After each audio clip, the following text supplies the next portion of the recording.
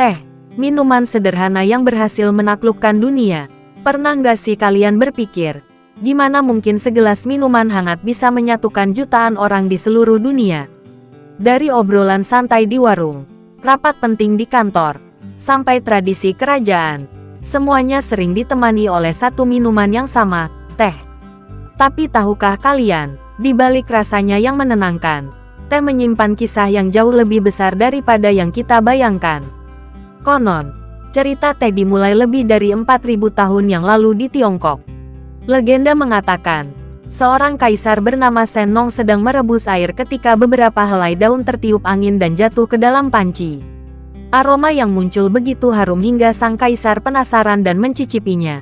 Siapa sangka, dari kejadian sederhana itu lahirlah salah satu minuman paling terkenal di dunia. Awalnya, teh hanya digunakan sebagai tanaman obat. Namun seiring waktu, orang-orang mulai menyadari kenikmatan rasanya. Perlahan, teh berubah menjadi bagian dari budaya, tradisi, bahkan gaya hidup. Perjalanan teh tidak berhenti di Tiongkok. Minuman ini kemudian menyebar ke Jepang, Korea, India, Timur Tengah, hingga akhirnya masuk ke Eropa. Di Inggris, teh bahkan menjadi simbol kemewahan. Tradisi minum teh sore atau afternoon tea masih bertahan hingga sekarang dan menjadi salah satu budaya paling terkenal di sana. Namun perjalanan teh tidak selalu indah. Karena nilainya yang sangat tinggi, teh pernah menjadi penyebab persaingan dagang antar negara. Perusahaan-perusahaan besar berlomba menguasai perkebunan teh. Bahkan, perdagangan teh ikut memicu berbagai konflik sejarah yang mengubah peta dunia. Lalu bagaimana dengan Indonesia? Ternyata Indonesia juga punya sejarah panjang dengan teh. Tanaman teh mulai dibudidayakan pada masa kolonial Belanda. Berkat iklim pegunungan yang sejuk, perkebunan teh berkembang sangat pesat. Hingga sekarang, Indonesia menjadi salah satu negara penghasil teh yang dikenal di dunia. Kalau kalian pernah berkunjung ke Puncak, Ciwidey, atau daerah pegunungan lainnya, hamparan kebun teh hijau yang luas pasti langsung mencuri perhatian. Udaranya segar, pemandangannya menenangkan, dan rasanya sulit untuk tidak jatuh cinta. Yang menarik, semua jenis teh sebenarnya berasal dari satu tanaman yang sama, yaitu Camellia sinensis.